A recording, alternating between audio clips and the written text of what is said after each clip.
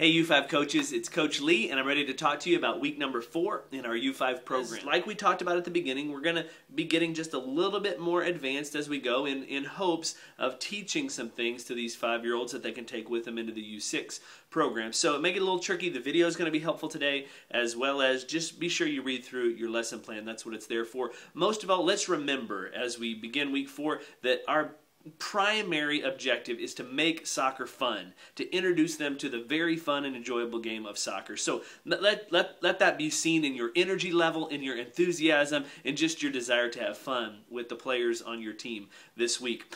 The big idea for this week is this: my buddy loves to make new friends. This week we're talking about the simple principle of passing the ball. We're going to be talking about it passing with the instep or the inside of our foot. We worked on that a couple of weeks ago. We tried to reinforce some of those things last week. But this week we're really going to be talking about how we pass from one player to another player. Not just how we kick the ball correctly, but how we make a pass from one player to the next player. That's the simple introductory skill that we're trying to develop this week. I recognize that this one may be a little bit tough for some of them. Some of them may have trouble with the technique, but some of them also may have trouble giving up their ball because they're at an age where this is my ball, this is my buddy, and I want to hold on to it. I get that. So let's just do our best to reinforce this principle. And we're going to do it through a couple of different games that I think will allow everybody to be successful. That's my hope. Let's jump right into these because, like I said, the games aren't complicated, but they do need some explanation. So game number 1 is this: watch out for the lava.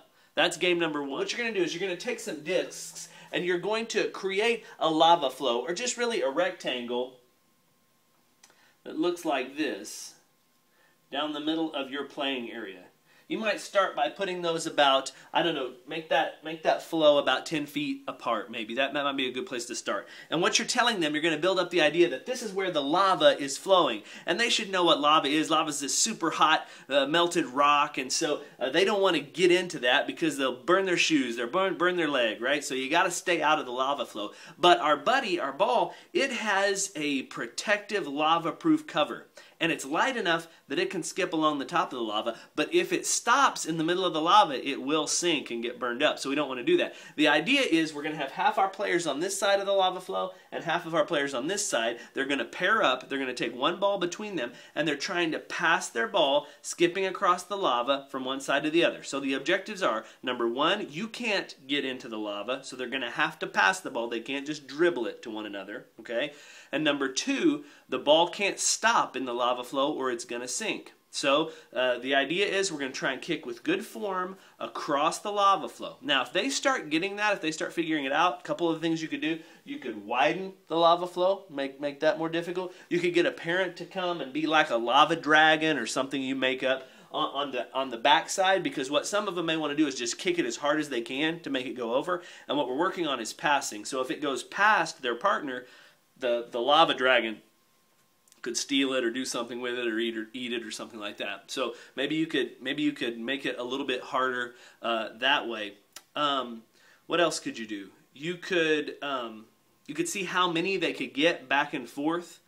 What you also might try and do is let them each take their buddy and start with one of their balls and play, and until that ball gets stolen by a lava dragon, or until it stops in the middle and sinks because they can't go out there and get it, have them grab the other ball and do that one as many times, and maybe see between the two balls how many passes they can string together in 30 or 50 seconds or just whatever time period you want to put on it. And the reason that I say that is because if one of them sets their buddy to the side and they play with someone else's ball, they may want to go and play with their ball because that's their favorite ball. So maybe have both of them take the ball over, pass one until they lose it, till it stays in the middle or until it gets eaten up by a lava dragon, and then they can use the other one and see, count how many passes they make. It's a pretty simple drill. It might go quickly for some of you. It may be real difficult for others, but let's keep an eye on their form. Let's try and make sure they're hitting the ball with the inside or instep of their foot. That's the first activity, and you can just build that up with whatever story or scenario that you want around the lava. But remember, they don't get in the lava, and they don't want their ball to stop in the lava. Okay? Those are the big ideas. In game number 2, we're calling this Pass the Egg. And I don't know if you ever saw the March of the Penguins or any of those types of movies, but penguins pass their egg between one another with their feet. That's the way penguins do it. And you might ask them if they've seen that, talk to them a little bit about that. What you're going to do in this game is you're going to take these discs and you're going to place them in what we call gates. And the way you make a gate is you just put 2 discs just a little bit apart from each other, maybe 5 or 6 feet apart from each other. And these are going to be gates, okay? And the way that they pass the egg, they have a partner again. Maybe they keep the same partner. Maybe you ask them to mix it up a little bit. But they have to, now they're going to be incorporating both dribbling and passing. Together, as a team, they have to go to each one of these gates, and these are what we might call egg passing stations. Maybe that's what you would call it. When they get to these gates, one player gets on one side of the gate and another on the other, and they have to pass the ball through the gate. Does that make sense? The little discs make a gate. One has to get on one side, another on the other, and they have to pass the ball through the gate. And then once they do that, they run over to this gate and pass the ball through that gate. And then they run over to this gate and pass the ball. You can put those gates wherever you want. You make them pretty close, so it's easy if that's kind of the skill level of your team. Or you can spread them out in all 4 corners of your field. Doesn't matter to me. You kind of know that team better than I do.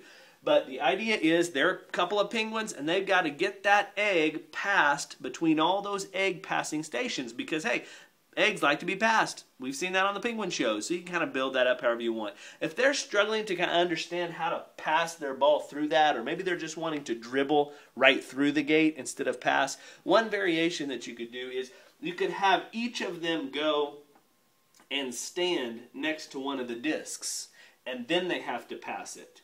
That way it'll keep that 5 or 6 feet of distance, maybe 8 feet of distance between them. So if they're struggling with that idea of passing it through, make sure that they both go and stand at a disc before they pass it, then they can go on to the next disc. I don't think that'll be too complicated. If it is, just try and find a variation that will work with the team that you have.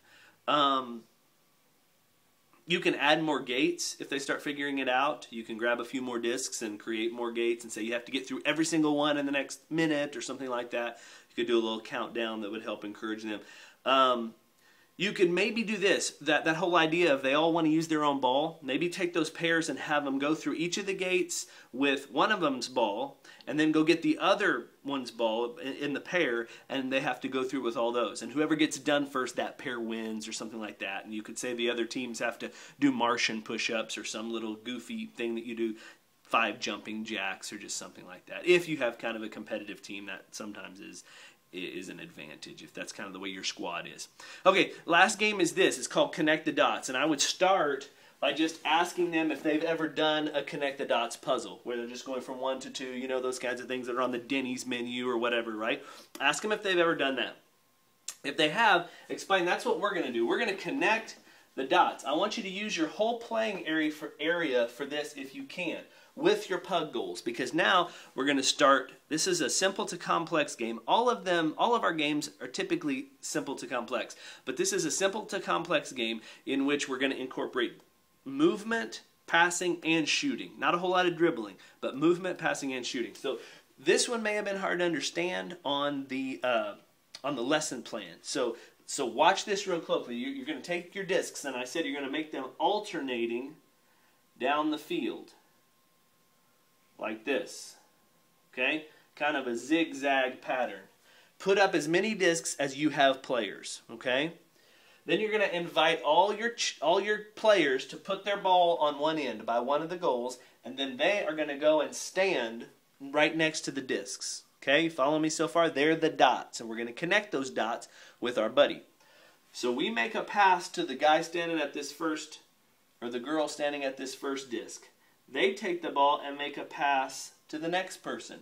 They take the ball and make a pass to the next person, to the next person, to the next person, to the next person, and that last person takes a shot into the goal. We're connecting the dots, and I think that's a concept that they'll understand. We're connecting the dots, and then we're going to score. And then you can, in those first couple of rounds, you can switch the people out that are right here so everybody can take a shot. But once they start kind of figuring that out, we can make it more complex. If they can't, then don't. But we can make it more complex. Here's what we could do. We could have this person, when they pass it, they follow their pass. So we're beginning a rotation. So they pass it here, but then they run to this spot.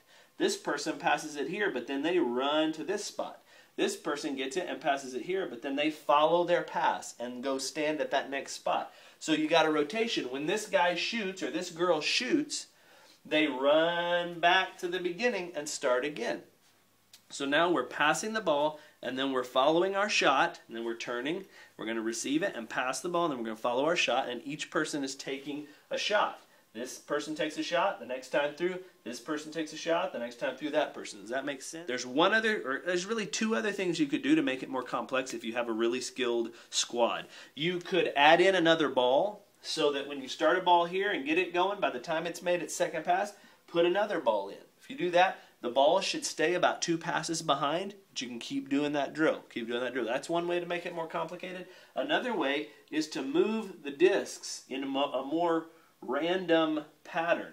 Okay, so they have to make a long pass, short, long, down here, and then score, something like that. I've seen a couple of your teams, and they might be able to do that. That's just another way to make that game a little bit more complex. But in that game, remember, the objective is we're passing to connect the dots to move the ball down the field so that we can take a shot. Okay, so we've got 3 games that are all going to have an emphasis on passing. The first one is just passing. The second one is some dribbling and some passing. And the third one is some movement, maybe, but at least some passing and some shooting on goal. And after that, it'll be time to scrimmage. The purpose of the lesson plan is so that we can have some kind of a strategy about what we're trying to do this season. And so I kind of would like you to stick with the basic principles of each week or the big idea of each week. But if you need to mix it up to keep the kids engaged, that's fine. I understand that. Just to keep things fun, because that's what we want to do. Thanks again for your time. I hope this is just one video long and you don't have to click on 2. I think it will be. But we will see you out there Saturday. We're looking forward to it. Thanks. Bye.